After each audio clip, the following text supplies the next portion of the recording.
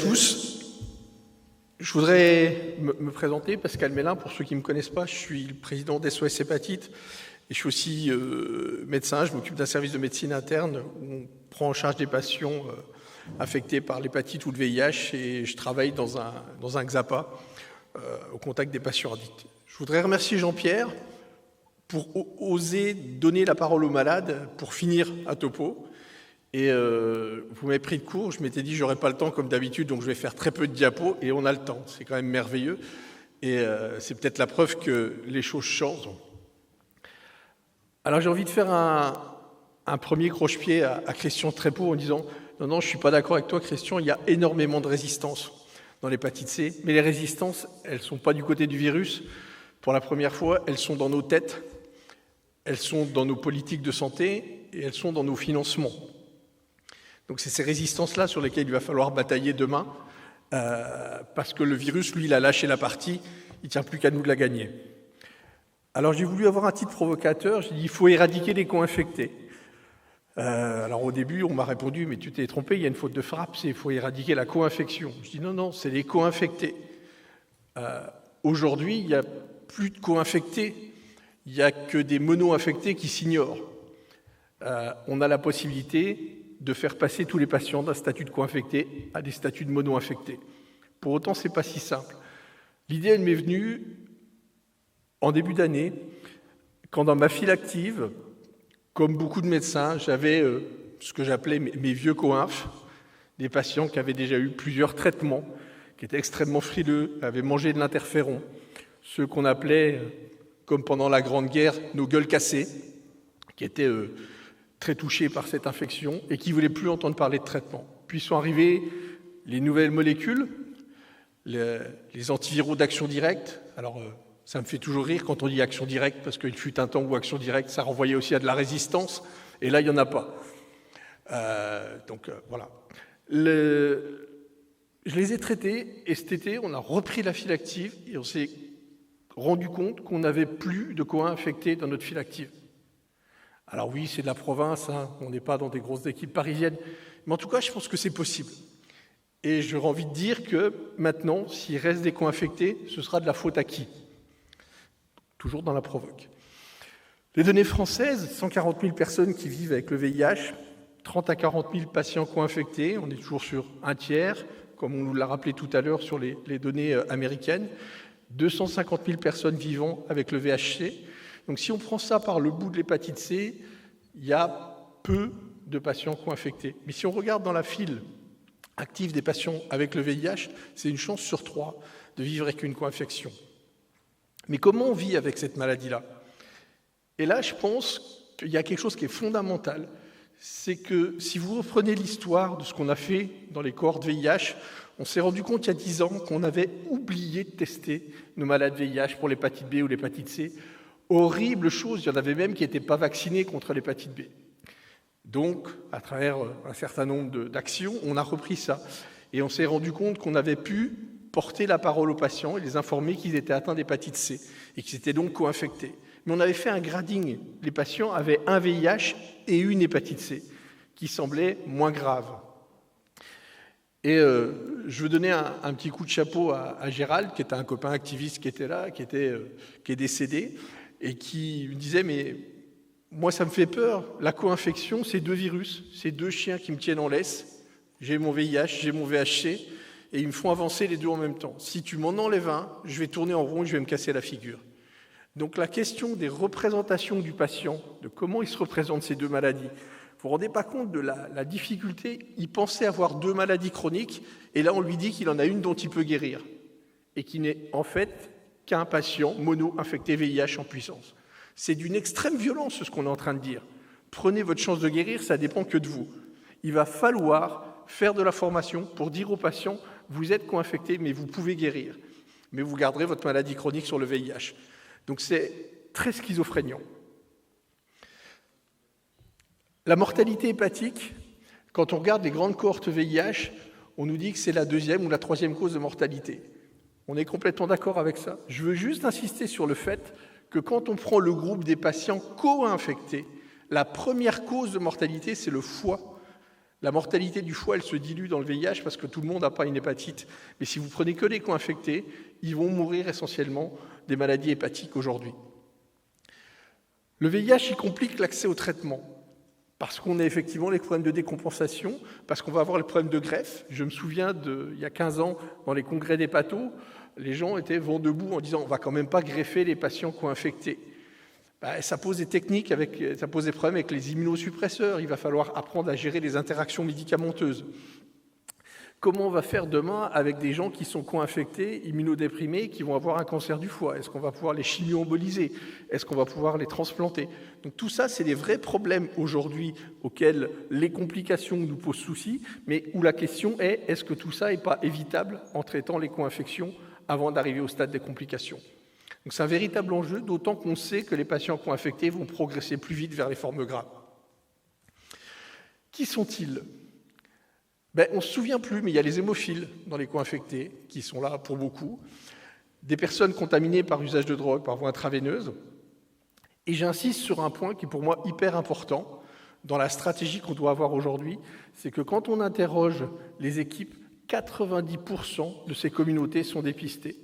Aujourd'hui, on a bien remontré que contrairement à ce qu'on pouvait dire dans les THS d'il y a 10 ans, on disait voilà, les usagers de drogue ne sont pas dépistés, etc. Aujourd'hui, que ce soit les patients co-infectés ou les hémophiles ont été majoritairement dépistés.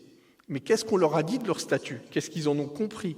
Qu'est-ce qu'ils vont mettre en mouvement comme représentation? Nous avons en face de nous, à travers la co-infection, un véritable laboratoire d'accès aux soins. La question du dépistage, elle est déjà balayée. Je suis complètement d'accord avec ce qu'on a dit de tout à l'heure, de dire comment on va pouvoir faire des tests rapides, comment on va aller au-devant des nouvelles contaminations. Mais est-ce que vous vous rendez compte de l'absurdité de notre système sanitaire aujourd'hui, où si vous faites dépister, la plupart des gens qu'on va dépister aujourd'hui seront des hépatites minimes, donc vous avez 3 chances sur 4 de vous faire dépister, mais de ne pas pouvoir accéder aux soins. Donc vous allez être pénalisé dans votre vie sociale, sexuelle, familiale, dans vos représentations. On va vous annoncer une maladie qui est très guérissable, des traitements très puissants, très efficaces, mais vous n'y avez pas droit. Donc le dépistage, il sera en panne en France tant qu'on n'aura pas élargi les soins. Pourtant, commençons par nous battre avec des patients qui sont déjà dépistés, les usagers de drogue, les patients co-infectés, les hémophiles par exemple. Donc l'accès aux soins est possible et l'hépatite C avec les AAD, ça nous ramène à des patients mono-infectés. Pardon. À qui peut-on prescrire le traitement aujourd'hui? Alors j'insiste sur 2 choses, vous l'avez tous, les mises à jour du rapport Morla et puis le rapport Dumeau, donc les 2 rapports qu'on a sur les hépatites virales et sur le VIH. Dans les 2 cas, des documents officiels, des rapports d'experts établis depuis moins de 2 ans, nous disent tous que les patients VIH positifs vivant avec une hépatite C doivent être tous traités indépendamment de la fibrose. Ces 2 rapports-là ont été clairs. Il faut traiter ces patients-là, et pas uniquement, comme on l'a déjà dit et répété, les F3 ou F4, les F2 sévères, les gens avec une cryoglobuline ou un lymphome. Donc on a le feu vert aujourd'hui, financier, administratif. Tous les patients co-infectés peuvent être traités, sont pris en charge. Donc on a les molécules, on a les financements et les patients sont dépistés. L'évolution des traitements, vous les connaissez comme moi, avec un passage de 10% à 75% avec les antiprotéases de première génération, et puis la disparition progressive de l'interféron avec cette stratégie en tout oral. On pourrait redemander à nos psychiatres ce qu'il faut en penser du tout oral d'ailleurs, avec 90-95% de guérison aujourd'hui, qui sont des résultats fabuleux. Alors, certains pourraient nous dire, oui, mais chez les patients co-infectés, on sait que les traitements ne marchent pas aussi bien. C'est vrai, je n'ai pas voulu vous reprendre des études, mais les études qui passaient par l'interféron, qui étaient une stimulation du système immunitaire, malgré la ribavirine, montraient toujours une perte d'efficacité de l'ordre de 20% chez les patients co-infectés liés au VIH. Mais le fait d'avoir aujourd'hui des antiviraux d'action directe ne bénéficie plus du passage par l'immunité. On va agir directement sur le virus et aujourd'hui, on a les mêmes résultats dans toutes les grandes cohortes de façon à peu près significative. On guérit aussi bien un co-infecté VIH qu'un mono-infecté VHC. Le seul bémol, c'est l'interaction médicamenteuse avec les traitements du VIH. Alors oui, il y a un savoir-faire. Oui, il va falloir parfois préparer le patient. C'est-à-dire que pour pouvoir avoir 3 mois de traitement anti-VHC qui ne soit pas en interaction avec le traitement VIH, il va parfois falloir changer le traitement VIH du patient. Et ça aussi, imaginez la violence. Ça fait 8 ans que je prends un traitement qui me va bien, dans lequel je suis bien, je gère les effets secondaires. Et là, pour guérir de mon hépatite C, il faut que je change d'abord mon traitement VIH. Donc il y a un travail de préparation aujourd'hui. Et l'absurdité de notre système, c'est qu'il va falloir énormément de préparation avant et énormément de temps après pour sortir psychologiquement de ce statut de co-infecté. Alors nous, dans l'association, s'il y a des gens qui le veulent, on l'a lancé aujourd'hui, il sera sur le stand, on a fait un petit livret qui s'appelle « C'est mon traitement » avec les interactions et les différentes molécules qui sont aujourd'hui disponibles.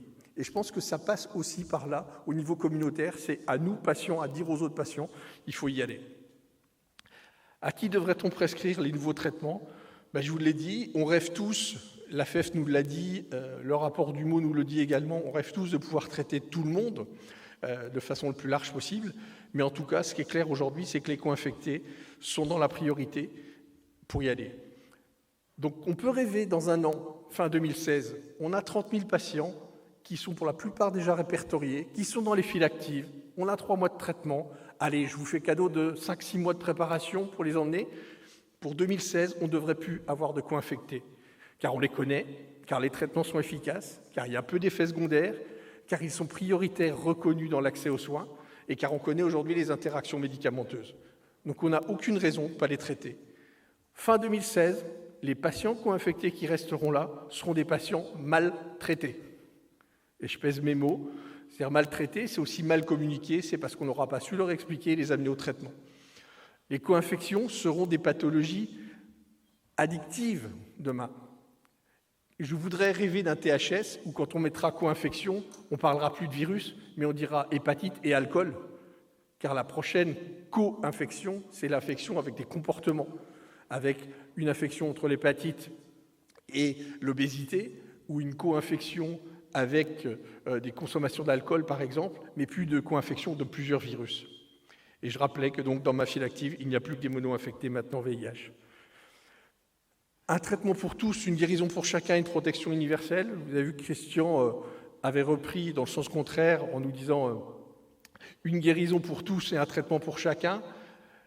Lui, il voit le résultat, la guérison pour tous, et nous, on voit l'opérationnel. En tant que malade, on dit on commence par un traitement pour chacun. Mais probablement qu'on dit la même chose, et c'est fabuleux parce que c'est comme ça qu'on va se rencontrer, et on insiste aussi sur la protection universelle, parce qu'il existe des vaccins contre l'hépatite B et l'hépatite A, et il faut absolument s'en saisir et continuer de les mettre au point. SOS hépatite, on est en train de se dire que ça ne veut plus dire SOS, ça veut peut-être dire aujourd'hui savoir organiser les soins. Diminuer le nombre de co-infections futures, donc ça c'est possible. Développons des programmes d'accompagnement à la non-recontamination, particulièrement pour les populations MSM. On a de nouveau des hépatites aiguës, et dans cette population-là, dans ces comportements-là, et on peut les traiter, et certains médecins commencent à venir dire « j'ai un patient, ça fait 3 fois qu'il me fait une hépatite C aiguë, 3 fois que je le traite, 3 fois que je le guéris ». Donc c'est important de faire de la réduction des risques, et la guérison ne pourra être armée correctement et sortir des images préconçues de Monsieur Tout-le-Monde sur les recontaminations que si on arme correctement la réduction des risques. Et aujourd'hui, quand on guérit un patient, dans mon équipe, on a un modèle qui consiste à le faire passer systématiquement devant l'infirmière et le travailleur social pour reparler de l'injection, pour sécuriser l'injection et pour lui expliquer comment ne pas se recontaminer. Bien sûr, le patient vous dira « moi, je vais faire attention maintenant », mais ce module-là, il est obligatoire après la guérison sur comment ne pas se recontaminer. Merci.